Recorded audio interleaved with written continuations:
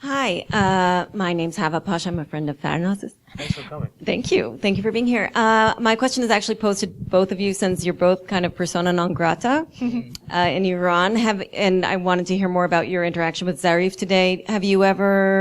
Did he ever confront you today, acknowledge you in any sense? And I'll get them all through. And have either of you ever requested a sit-down interview with him? And lastly, I know that it's probably not been long enough for you, Jason, but would you ever consider going back to Iran, given that your wife is Iranian, you're Iranian American, but your wife is full-on Iranian, and also Farnaz, since that, I guess, arrest warrant is out for you? I think we'll all go back to Iran one day. I just don't know when. You know, I'm not going to put a number on it. Could be next month. It could be 20 years from now. Has anyone asked you to go? Nobody's asked me to go.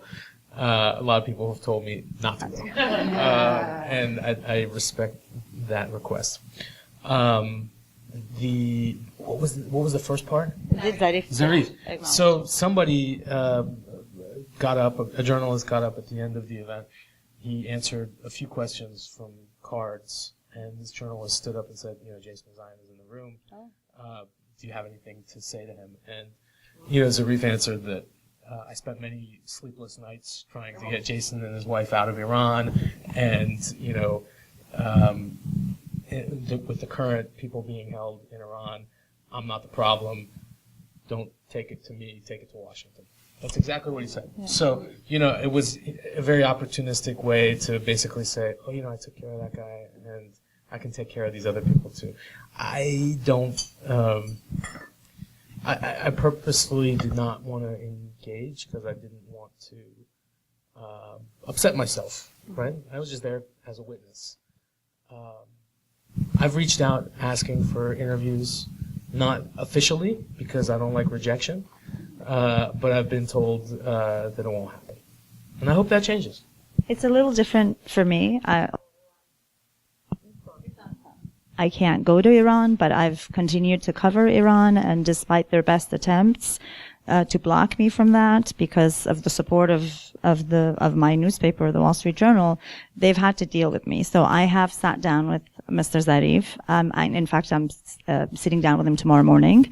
And I get invited to press conferences with President Rouhani when he's in town. So I continue to do my job. They don't always answer my emails or respond to me.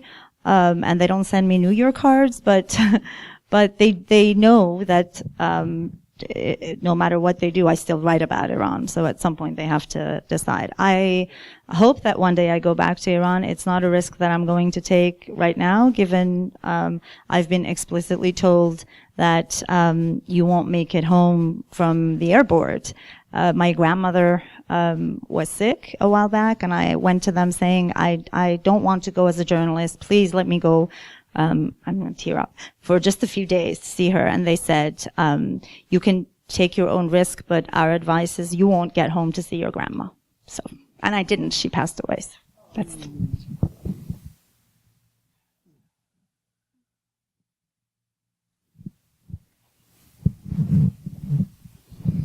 Hi, I'm Stephanie Keegan, and I'm not press, and what I am is a veterans advocate. And because of the work that I do as a veterans advocate, I am very familiar with a lot of the people that you are very familiar with. I'm actually going to the Austin Tice night out in Washington next week. Everybody should do that. May 2nd, look it up online. Austin Tice is a journalist who's being held in Syria for the last 6.5 years. The National Press Club is working with restaurants around the U.S. To raise money for a FBI reward, but more than that, raise awareness about his case because it's so important. It's incredibly unfortunate, sad, and not well known enough. Right. Sorry. So anyway, the question that I have for you, you kind of got me going before. My son served 8 years in the Army. He came home from 26 months in Kandahar with PTSD. He actually died the month you came home. And I just want to know how you and your family are, because coming home alive is not necessarily as wonderful as you would think it would be. And to see my mother's heart is really warmed by the fact that you are here to talk to us. But I know it's hard, and I know your whole family must really be struggling. First and foremost, I'm really sad to hear about your loss. That's heartbreaking. It hasn't been easy, and it has had an effect on our family relationships. Right? It's pretty normal.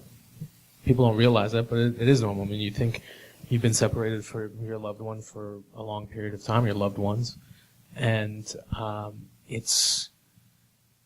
there's a lot of expectations from everybody on each other, and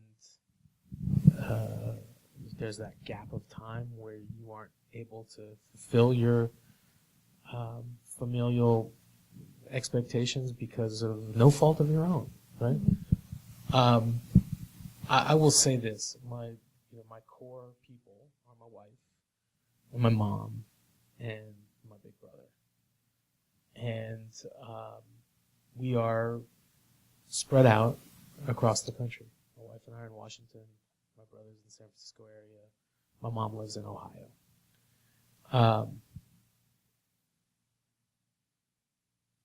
In the early months, I wanted to spend as much time with everybody as possible, but there's friction and it's hard. Now, I've come to the conclusion that it's better and more important to spend quality time than massive quantity of time. And, we still get agitated with each other from time to time, but I make it a point to tell both my mom and my brother, how much I care about them, how much I appreciate them, how much I appreciate everything they did for me. My wife and I are together all the time, and I tell her that, many thousands of times every day. So, but it's not hard. Excuse me, it's not easy. It's incredibly hard. And,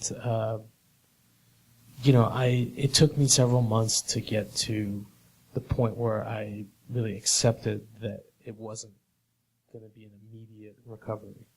I spoke with David Rode. Anybody familiar with David? Yes. He had worked with my boss, the Post's foreign editor, Doug Gell, at the Times. And even before I was released, David had reached out to Doug and said, whenever Jason comes out, I'll be here as a resource for him. And when I first got out, Doug told me that a week or so after I came out. I didn't know what that meant. I didn't know what this person could do for me. And after about 6-7 weeks of being out and not being able to sleep and not being able to understand why I wasn't happier, I picked up the phone and I called him. And he told me a couple of things. And at some point in the conversation, I'm thinking to myself, this guy knows what I'm talking about. This is like the first person I've dealt with that knows what I'm talking about. And at some point he laughed and said, I feel like I'm talking to myself 7 years ago. And I slept that night, for the first time. Knowing that there was other people out there who could relate to me. He's become a wonderful friend of ours, and I've done the best that I can to make myself available for other people and families who are going through something similar. But you figure it out as you go, and I've tried to be easy on myself. Yeah. I wanted to say I'm sorry about your loss as well. Having both covered Afghanistan and Iraq wars, I'm sorry. I think maybe we have 2 more questions and there's time for Jason to sign some books.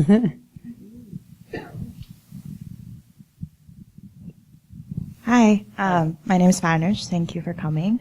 I think we talked a lot about the restrictions on reporting on Iran and how hard it is, obviously, as you both have experienced. But with the kind of same hardliners that are making similar remarks that were made before the war in Iraq, how do we avoid as journalists in the coverage of Iran and what's actually happening and what are facts and what is just commentary on Fox News to avoid going into the same situation that journalists faced leading up to the Iraq war?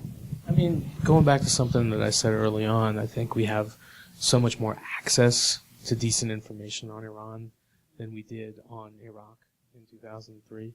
Human access, people that know the terrain, journalists who have worked there. And I think it will be an uphill battle to try and cultivate a war with Iran. I wouldn't put it past them, right? But I think it's not going to be an easy sell. And I also don't think it would be an easy sell with the rest of the world.